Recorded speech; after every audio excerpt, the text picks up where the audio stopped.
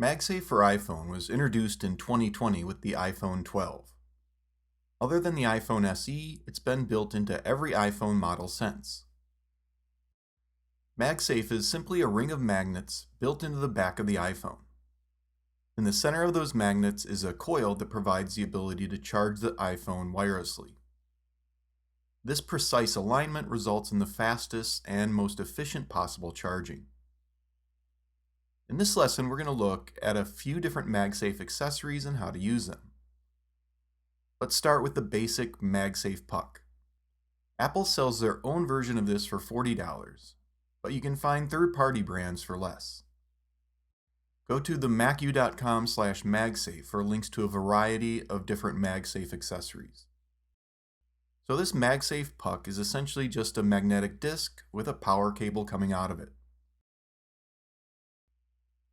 With a MagSafe iPhone, I just need to bring it over the puck and the magnetic connection will align the puck correctly with the back of the iPhone to begin charging it. The connection is strong enough to dangle the iPhone and even swing it around a bit. To remove the puck, push on its side and it will easily pop off. Of course, the majority of iPhones are going to have a protective case on them, which brings us to the MagSafe Case. These are cases that also have a magnetic ring built in, like this clear MagSafe case.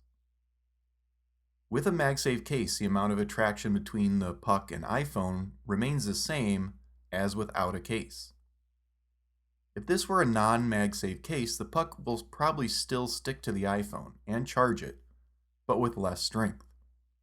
How much less will depend on the thickness of the case. Not all cases have an obvious MagSafe ring on the back of them. This case from Casely has a design on the back, but also does have a MagSafe ring built in. So it will stick to the puck just as well as the other MagSafe case or the bare iPhone. Next, I have a MagSafe desk stand. With this, just place the iPhone against the stand and MagSafe will hold it there and begin charging it. We have full use of the iPhone while it's on the stand. Rotate the iPhone, and when it's locked, it will go into standby mode that can display widgets, photos, or a clock. Standby only works in iOS 17 and later.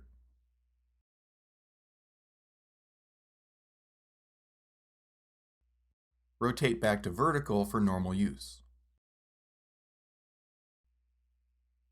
I also use a MagSafe vehicle mount. This type attaches to the air vent. Others can use a base on the dash or a cup holder attachment. Charging is made available with the USB cable that comes out of the bottom of this mount. So when I'm ready to go, I just need to place the iPhone on the MagSafe mount and it's going to begin charging. I've never had the iPhone come off the mount while driving, whether that's on normal roads or rocky and washboarded forest roads. But the iPhone does come off easily when I grab, slide it off, and go.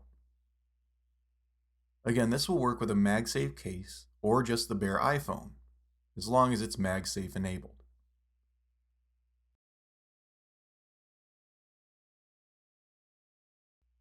One of my favorite MagSafe accessories is a MagSafe tripod mount.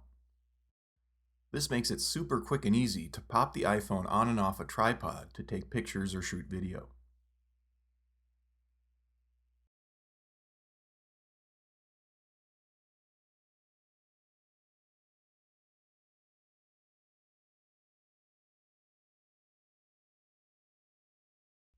Many accessories like wallets or grip devices will only use the MagSafe magnets to attach to the iPhone.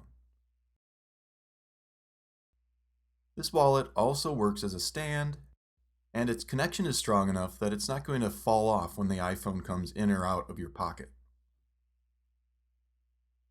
So that's an overview of MagSafe for iPhone and a few accessories.